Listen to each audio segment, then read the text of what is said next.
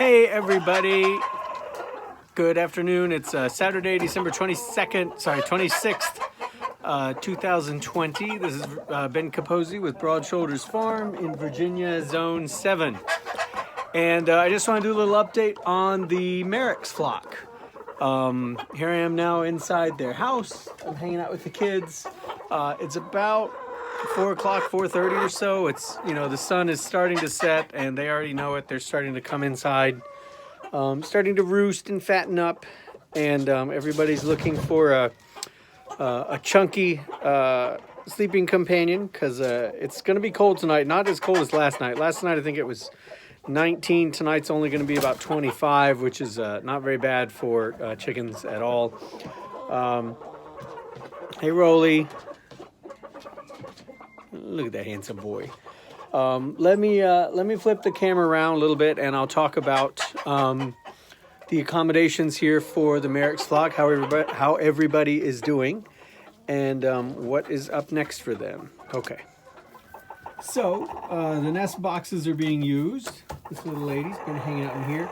I think honestly she is avoiding male attention, hanging out in here. I don't think she's broody. She might be, but I remove the eggs every night, so she's not making much. What is it? What? Oh my gosh. So she's not making much progress, but hi, baby. Well, this girl in here, she is trying to brood, but eggs are good. They're still kind of pullet sized, but they're coming along, which is about right. These girls are almost, most of them are of laying age, and they're just working things out. But, so, they're doing a pretty good job of filling the roosts at night. It's a little thin. There's room for more, which is good because not everybody has actually moved over here yet. There are still, I'd say a dozen or maybe two dozen birds that are still over in the Bantam Run, which was also where the grow out pins are, and which was also the Marek's outbreak ground zero. So there's still a few over there. Some birds you may recognize, like Kevin is over there and some others, but in terms of the folks who've all been moved over here, there's at least 60 over here, and they're all doing well. Like I said, they're not cramped. There's plenty of room up here inside the coop. There's still some work I need to do with the coop. I need to get my ladder on the outside and come up and go ahead and close up the top up there. I need to get my caulking gun and some silicone and come up here and plug these holes. I am getting some moisture coming in during rain events, which is to be expected because I've really just, the roof is 8 feet and the PVC sheets are 8 feet, so there's really no room for an overhang. I need to fix that, so I can come in and do that, but the roosts are holding up no problem. I actually just added fresh straw in here yesterday, or fresh hay, because I knew that we were going to have a cold night, and it had rained the night before, so I wanted to start drying things up and just also get more material in here. Hi, baby. But in terms of relationships, I think everybody is doing well. My 2 blind girls are working out pretty well in here. I've been working on turning this into a little special coop just for the blind girls because I thought they were going to need it, but honestly they're doing pretty well. Chica is down in there right now, and she hops in there during the day, but she comes out, and if she's blind, she is very definitely only partially blind because I can throw corn out and she can run and grab the additional pieces, or she can be eating corn out of my hand, and the stuff that she knocks out, she immediately goes for it. So Chica's pretty good. The other one, I think, is very much mostly blind. But let me see if Chica will come out. Chica! Chick, chick, chick, chick, chick, chick, chick, chick, chick, chick, chick, chick. Chica! Chica! She's in somebody. There's Java. Hey, Java, how are you? Java the Hutt, top cock here. He's my good boy. Look at this. This Bielefelder. Oh, she's got a good baseball right there. Hey, Java. Hi, sweet boy. Everything is okay. You are so good. Java's been with me forever. Chica's butt. Chica's in here. It looks like a Bielefelder. And there's an egg in there at least, so I'll collect those here in a little bit. I had a little ICU cage here for 2 lads. And one of them has been moved to the new ICU, and one of them is out and running around in here today. Let me talk a little bit about their run. Their run is muddy already. Nasty muddy. And part of that is just all the traffic because this is still... Hi, baby. Hello. Hey, guy. Hello. Gumball, what are you doing? Look at her. Gumball. This little chicken. Hi. Hey, babies. Hi, Mr. Vorwerk. Part of the reason it's so muddy is because it's just a real high traffic area. It's getting a lot of attention. And part of that is because their run is from the back of the house over there, over there, over to there. I mean, it's roughly a 40 by 40 spot, so that's 1,600 square feet. For more than 60 birds, that's not a whole lot. And as I'm pretty sure I've spoken about before, but you may not be familiar with it, the Marek's flock, this is their permanent accommodations. They were originally purchased to be added to the laying flocks and to start coming on as these girls aged out. All these birds, for the most part, are, there'll be 3 come March. So next spring, there'll be 3. So their most productive laying days are behind them. So this group was part of a larger group of close to 120, maybe 150 birds that were coming in. They were going to be the next generation of layers. Sadly, they were struck with a Marek's outbreak. We lost a ton of those birds. These are the survivors. So they have to all be assumed to be asymptomatic carriers. So, hey, Chow. And it included a few guys who just happened to be hanging out in the Bantam run at the time. Older guys like Mr. Chow here and Java the Hutt in there, who you already saw.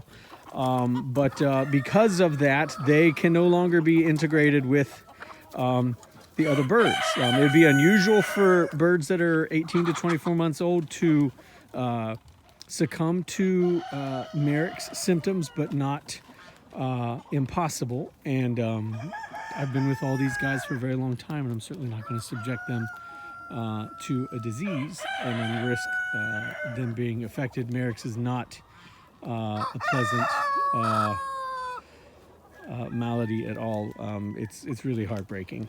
So be that as it may, the solution to what's going on over here, part of it is that now that I finally moved all of the birds out of there and over here into winter quarters, that whole paddock is now open, which means I can take the fencing and take one more piece of electro net. There's 3 over there. I'm going to take one more over here and do what was the original plan, which is run this to that white post all the way down there, down to that corner, all the way back here, and then all the way back up here, giving us 80 by 80, roughly 82 by 82 square, 82 foot square, which is 6,400 square feet plus, which is a ton of room for them.